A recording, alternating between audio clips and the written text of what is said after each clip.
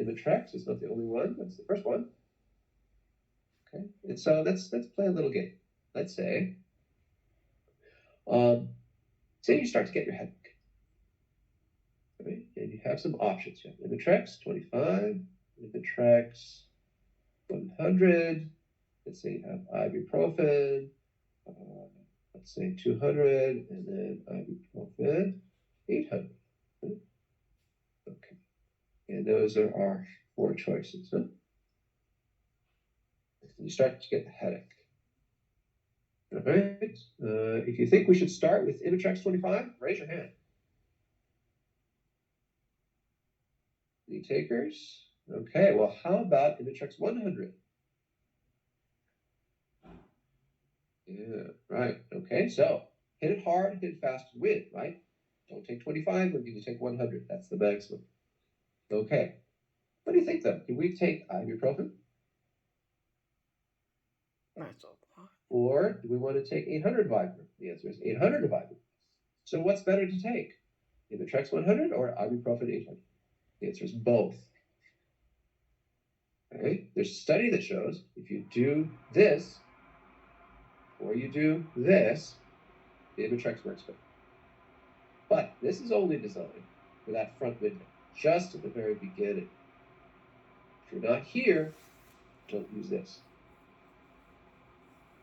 Okay, so if ibuprofen, you can do it 3 times in a day. Imitrex, only at the beginning.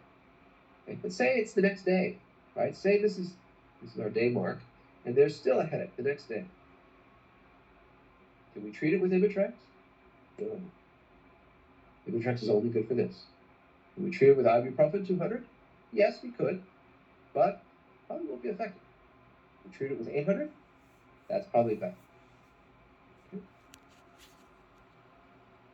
Right? You can go 3 times a day. You just need an extra X on the calendar for this day. Right? So what if you get another headache the next? Well, if you're beginning, say you wake up with it already. Uh-oh. Can you use Imitrex? No, certainly not. Use ibuprofen? Yes. Right? And if 800 milligrams of ibuprofen doesn't work, pretty much nothing's going to work. You need to rely on the preventative. That's why we use things like these.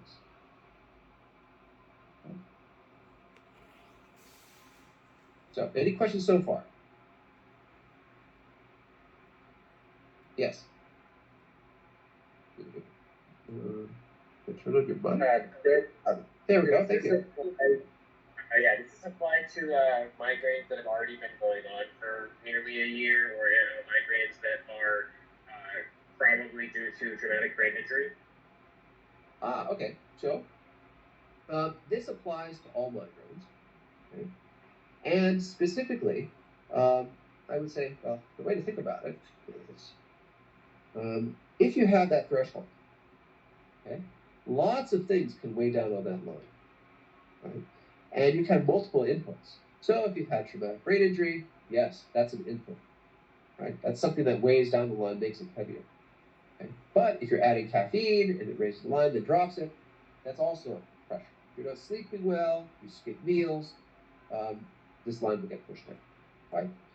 And so, everybody with migraines knows if you get dehydrated, you get a headache. If you skip a meal, you get a headache. It's going to rain, you're going to get a headache, right? So multiple factors, certainly.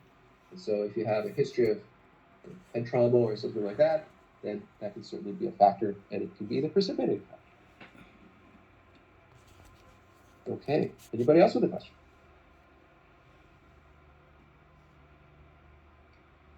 Hello, Okay, I go have ahead. a question. Yes. So is it only for migraine type of headache, or also it applies for other kind of headache like tension headache? Yes. Yes, that's a good question. So I didn't directly address tension headache, but a tension headache is very short. It's maybe 1 hour or 2 hours. Very short. And it's usually about 5 or 6 out of 10 in the intensity scale. Right? And it can get worse over the course of the day or build over the course of the day. But it doesn't come with lights bothering you or sounds bothering you or any of these sort of things. But the interesting thing is, you could still end up at this type of headache. from a tension type headache. And so a lot of times people will mistake this for a tension type headache when in fact it's a transformed migraine. That's what this is called, transformed migraine. Okay, because a regular migraine is like this, right? 3 days long or less. Okay? But there are multiple ways to get here. Does that answer your question? Yeah, because I have been also suffering from not for chronic tension headache. Yeah. And it is lasting for months. Yes. Right. So So the thing to do is exactly this, right? No, you make sure there's zero caffeine. You do the 2 out of 7 rule, and you take a preventative for a short period of time. Okay. Now, for people who have migraines, I also recommend this: a dietary change. And actually, a lot of folks can do this, but it's no cheese. These are migraine trigger foods.